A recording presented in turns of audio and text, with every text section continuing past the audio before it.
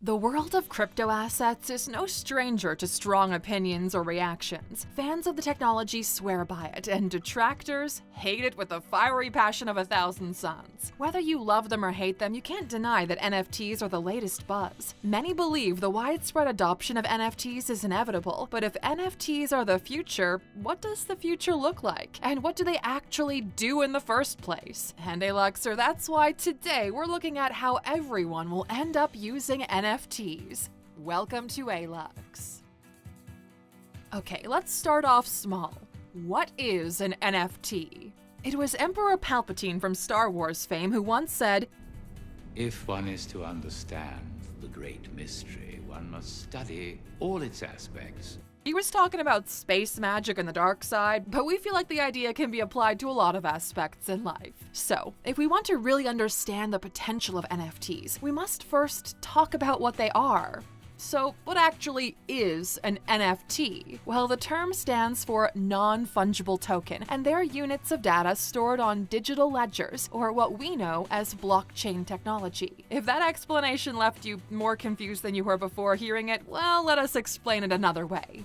When something is fungible, it means it can be traded or replaced by another identical version of the same good. Money and stocks, for example, are fungible goods. You can have 100 bills of $1, and they'll all hold the same value, and the individual stocks for a particular company are all worth the same. So following this idea of a fungible token would be one that shares the same value between other tokens of its kind, like cryptocurrencies. One Bitcoin has the same value for all the holders. A non-fungible good, on the other hand, is one that is unique and irreplaceable. Things like trading cards, land, diamonds, or art. If you get really philosophical about it, technically nothing is fungible. Everything is unique in its own way. Even two $1 bills, while having the same value, can have differences that make them unique. But for the sake of keeping things simple, and for the sake of our sanity, we'll stick to the textbook definitions. So,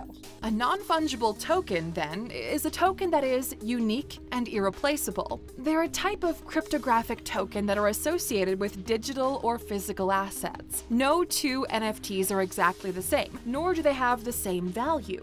So, NFTs are kind of like unique digital documents or signatures. But enough with the definitions. Now let's talk about their actual use. How are NFTs being used now? Because NFTs store data, they can be associated with specific physical or digital assets. Going a little further, being unique data points means they can't be falsified or replaced. Combine the two and you get the most common use for them, as a way to prove ownership or the right to use the assets. Or at least that's the idea. That's the boring version. The interesting thing with NFTs is how they're being used. The most common use for NFTs right now is to sell them as digital art as collectible items, in the same way we do for the real world. And boy, do they sell. Mike Winkelmann, known as the digital artist Beeple, sold a collection of his work as an NFT. Every Days, the first 5,000 days, was a history of the artist's work for more than a decade. It was sold through the Christie's auction company and reached an incredible amount of $69 million. Yowza! Another common use case is the creation of NFT collectibles, like trading cards, sports moments, tokenized, and even digital kitties. One of the examples of these collectibles is the NBA's Top Shot product. These trading cards, created in collaboration with Dapper Labs, have digital pictures of players and specific moments, and even replayable highlights. One of these cards, with a highlight from LeBron James, sold for $200,000. The future of NFTs. Now we've gotten to the good stuff, the reason you're here, the ways in which we'll use NFTs in the future. Selling digital art and making them collector items is an interesting use for NFTs, but is that really the extent of what we can do with this technology? No. Tickets. tickets. One way in which NFTs can be used to great effect is in the ticketing industry. Okay, that might not sound like the most exciting revelation, but one of the biggest issues with tickets for sporting events or concerts, even flights, tends to be the issue of scalpers and counterfeiting. If tickets were NFTs, you wouldn't have to worry about your ticket being original or not. CNBC once ran a poll that revealed 12% of people that buy tickets online get scammed. But if you could easily verify who owned the ticket and its authenticity, that wouldn't be a problem. Tickets could also be made non-transferable, preventing them from being sold, and that way eliminating the incentives for scalping. Virtual documents. Another use of NFTs could be virtual documents. Let's face it, right now you can write down pretty much anything you want on a resume and an employer would have to go through a lot of trouble to verify all of it. But if our personal documents like licenses, IDs, diplomas, even passports were NFTs, it would be pretty simple to verify that information. And not only that, it would be practically impossible for someone to just pretend to be you as part of a scam or fraud, as it would be quite easy to check the veracity of their claims. In the same vein, NFTs could be used for things like real-world deeds are for things like cars and real estate. This can prevent issues of people trying to sell things they don't actually own, like those cases of people finding out their homes were sold by scammers. Gaming. Cosmetic purchases are already common in the gaming world. New clothes for your character to wear, special effects for weapons, and virtual pets are some of the things you can already buy in games. But when you buy these things, you can only use them in one game. But imagine being able to take them anywhere you go. That's one of the dreams for NFTs, being able to purchase these items and take them with you anywhere you go, plus being able to trade them outside of the game itself. However, this would require a level of cooperation between gaming companies that we aren't so sure we'll see anytime soon. Now let's look at some of the problems with NFTs. Well, you'll hear a lot of buzz around NFTs and how they're great for artists and collectors and whatnot. The truth is, there are some issues with the technology. Before we can really see some of the uses we've talked about shine, and especially the future ones, we need to solve a couple of problems. Number one, the cost to create. Right now, most NFTs are made on the Ethereum blockchain. This makes them rather expensive to create because of the mining process and associated fees. While mining might have been relatively cheap at first, the cost has quickly gotten out of hand, which leads us to number two, sustainability.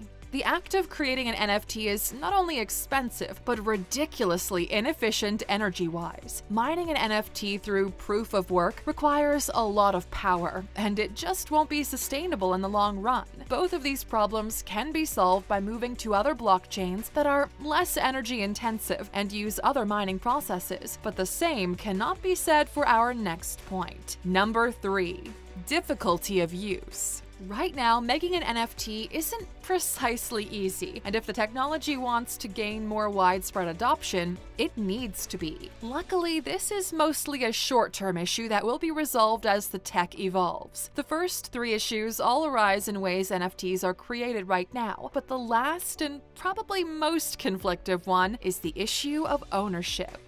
Number four, ownership of the asset. NFTs are supposed to prove that you own an asset, but the truth is that people can easily download the data that an NFT points to. A lot of NFTs are basically more of a status symbol than an actual owned asset, since anyone could easily replicate them without much legal repercussion. If NFTs want to be taken seriously, this is going to have to be fixed somehow. And number five, link degradation. Because NFTs can't store the entirety of your digital asset, just link to it with literal web links. So what happens if those links break? Well, then you own a very expensive 404 error.